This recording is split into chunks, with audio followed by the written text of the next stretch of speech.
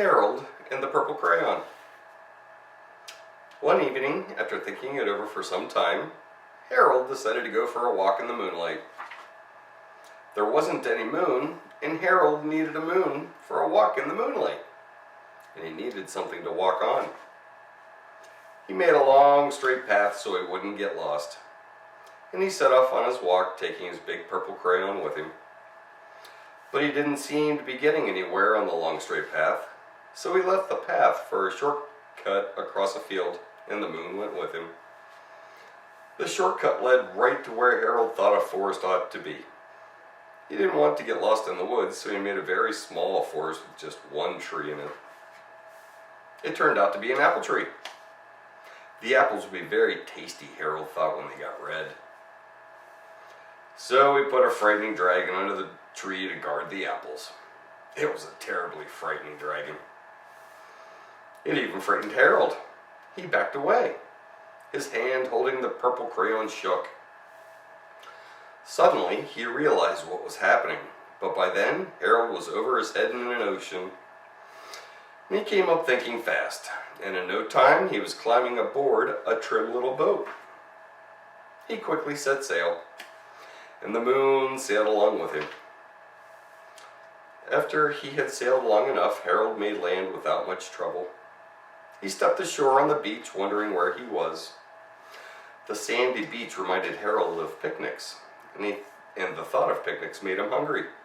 So he laid out a nice simple picnic lunch. There was nothing but pie.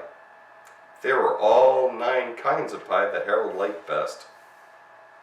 When Harold finished his picnic, there was quite a lot left. He hated to see so much delicious pie go to waste. So Harold left a very hungry moose and a deserving porcupine to finish it up.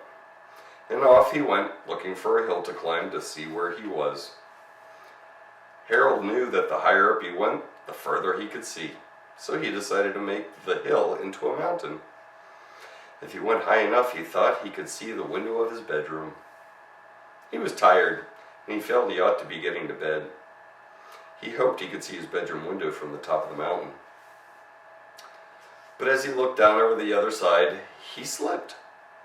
And there wasn't any other side of the mountain. He was falling in thin air. But luckily, he kept his wits and his purple crayon. He made a balloon and he grabbed onto it. And he made a basket under the balloon big enough to stand in. He had a fine view from the balloon, but he couldn't see his window. He couldn't even see a house. So he made a house with windows. And he landed the balloon on the grass in the front yard. None of the windows was his window. He tried to think where his window ought to be.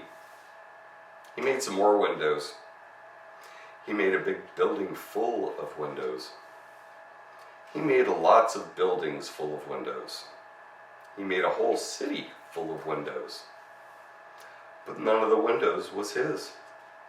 He couldn't think where it might be. He decided to ask a policeman. The policeman pointed the way that Harold was going anyways, but Harold thanked him.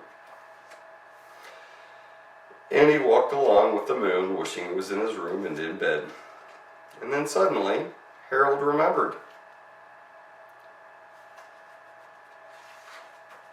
He remembered where his bedroom window was when there was a moon. It was always right around the moon. And then Harold made his bed, and he got in, and he drew up the covers. And the purple crayon dropped to the floor, and Harold dropped off to sleep.